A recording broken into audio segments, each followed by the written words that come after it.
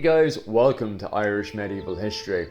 This week I decided to invite a good friend of mine onto the show, and he's going to be covering the Golden Age of Ireland in the Northumbria and a really important character in all of that.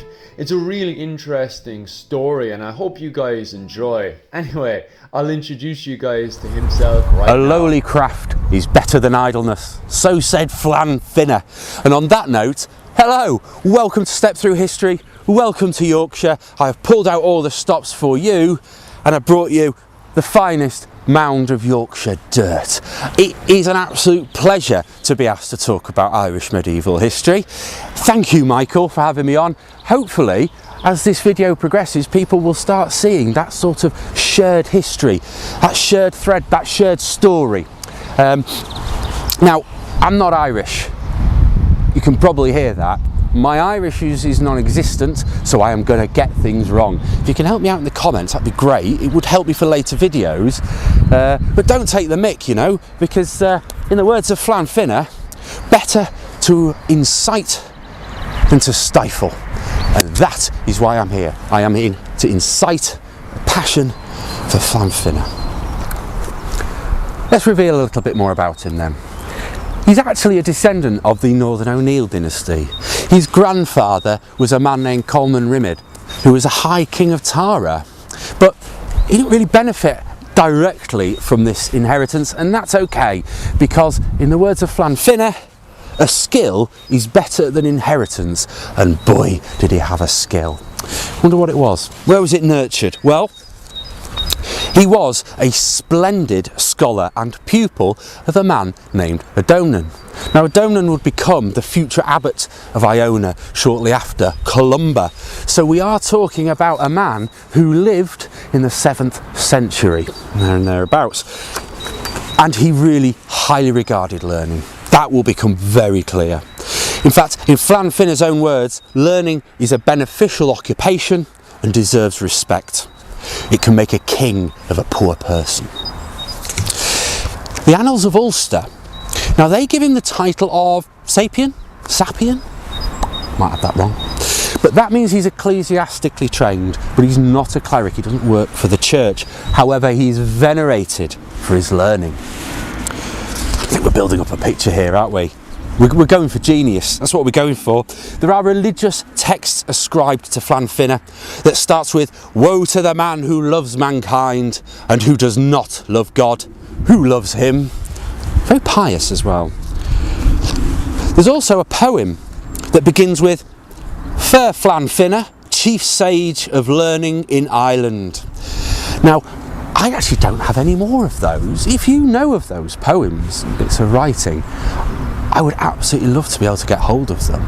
I'll leave a Twitter there, I'll go on that now and then, email, I'll leave that there. If you could help me out and add to this story, that would be incredible. I'll talk more about the story at the end. Flann Fina's world did stretch beyond Ireland. In fact, he was very good friends, had a close spiritual relationship with a man named Oldhelm. Oldhelm would go on to become a bishop of Sherborne. He was Anglo-Saxon, but he was Irish trained. Not only that, but he could read and write in Latin, which I think in the middle of the 7th century was quite rare for around here. And Flann Fina, of course, has a saying for this: "A teacher deserves his following and merits respect." I think it's about time I give you some clues. I think I've got 3 of them. If you get it before the 3rd, I'd be impressed. I might even be impressed if you get it in the 3rd. It's not easy. This guy's quite unknown. So, first clue. It comes from Oldhelm. In a letter to Flann Fina, he says, "Heed the words presented to him and not neglect his own studies, particularly the Holy Scriptures, despite the weight of his secular responsibilities." We did say he wasn't a cleric, didn't we? Okay. Clue number 2 comes from the Annals of Tigernach. Flann Fina mac Ossú among the Irish, scholar and king of the English. Go on, 3rd clue.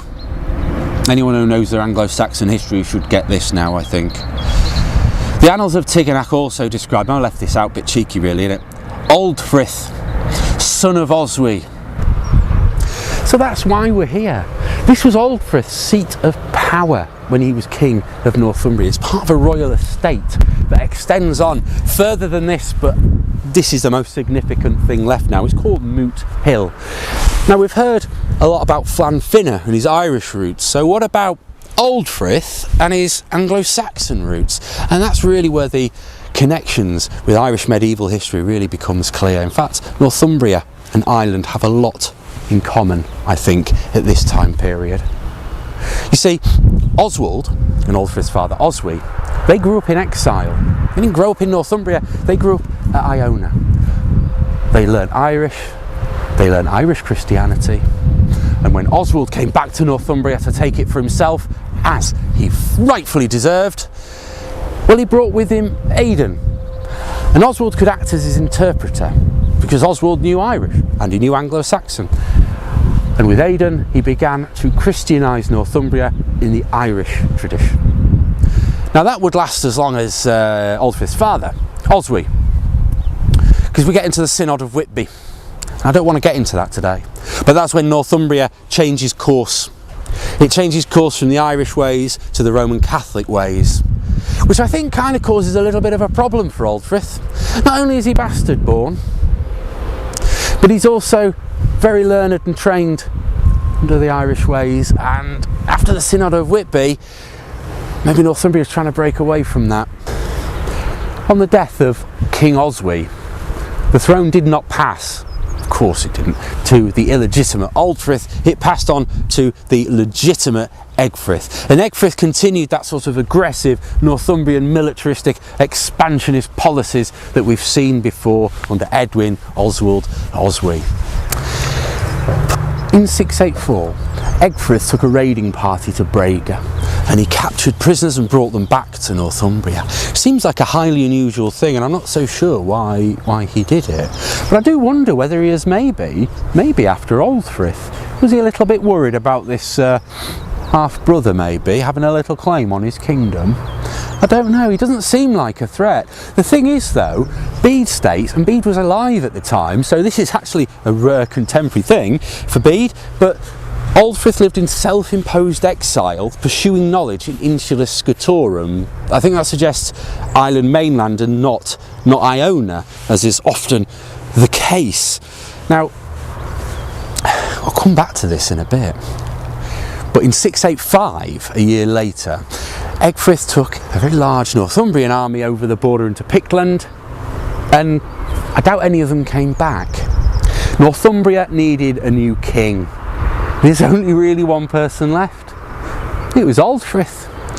Trouble is, for Old Frith, we've got this bloated kingdom, and all your military equipment, all your military champions, where are they?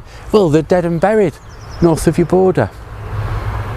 I think he's been handed a bit of a poisoned chalice. Maybe it's time for change.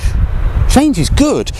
In fact, according to Old Frith or Flann Fina, change is better than destruction, and that is exactly what he did. He managed a smaller, less aggressive kingdom. And Old Frith,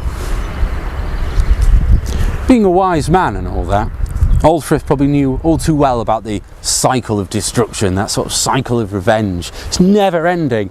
You need to break it. It needs to be stopped. In fact, one of his quotes here kind of suggests that an attack is an inducement to a counter-attack. I think he's going to play it safe. Not only that though, but here's some new ideas for Northumbria. The law of neighbourhood entails reciprocal dealings, so says Flann Fina. Now, that might have played out right here on this royal estate. You see, there were 60 Irish captives here from Ecgfrith's raid on Brega. Adonan, who we mentioned earlier, actually was sent over to meet with Old Frith, and Old Frith cooperated fully, and the captives were released, sent back to Ireland. You see, bit of a new era, isn't it? Bit of a new era. Not only that though, actually, Adonan brought with him a book. He'd written a book about holy places and pilgrimage. He brought this as a gift to Oldfrith because Oldfrith highly regarded books and learning.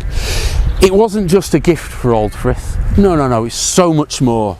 He had copies made and disseminated throughout his kingdom. That's how much importance he put on the written word and on learning.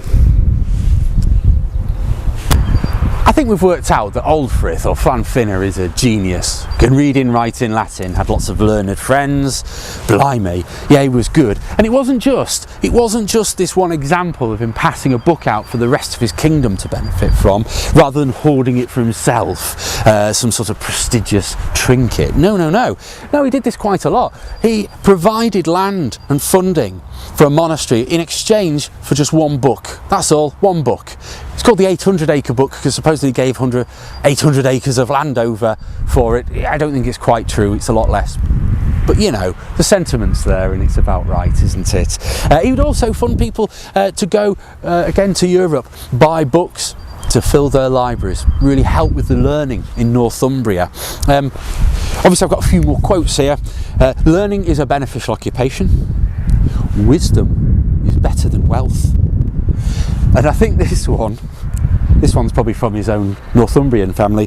The martial life is a woeful occupation. Yeah, learning was everything, and peace was everything. There's some significance to that. It might not be clear just yet. Oldfrith would provide the conditions to spark the Northumbrian Golden Age. He provided peace, particularly on those wild border regions of the kingdom. That is where the monastic orders were. That is where there were seats of learning. And he funded them with books, with money, with land and with monasteries. Thanks to Oldfrith and his rather unique background, the Northumbrian Golden Age would spread. It came from Ireland, it developed in Northumbria, and to Western Europe it would influence. You see, a number of years later, at peak of all this learning, Alcuin of York would take what he knows and he'd plant it right in the heart of Charlemagne's Holy Roman Empire. It's done some travelling, hasn't it? I've got a lot of admiration for Oldfrith. One of my favourites, I've got to say. But it's kind of a shame that he's totally forgotten about the thing that he most probably helped generate. And I wonder whether he's been forgotten partly because he was alive in a time with such great people, and it's those who have lived on, and sadly Oldfrith been largely forgotten. So we're going to try and change that. Today's the first step. Just to give you a list though, these are the people who lived around the same time or shortly after.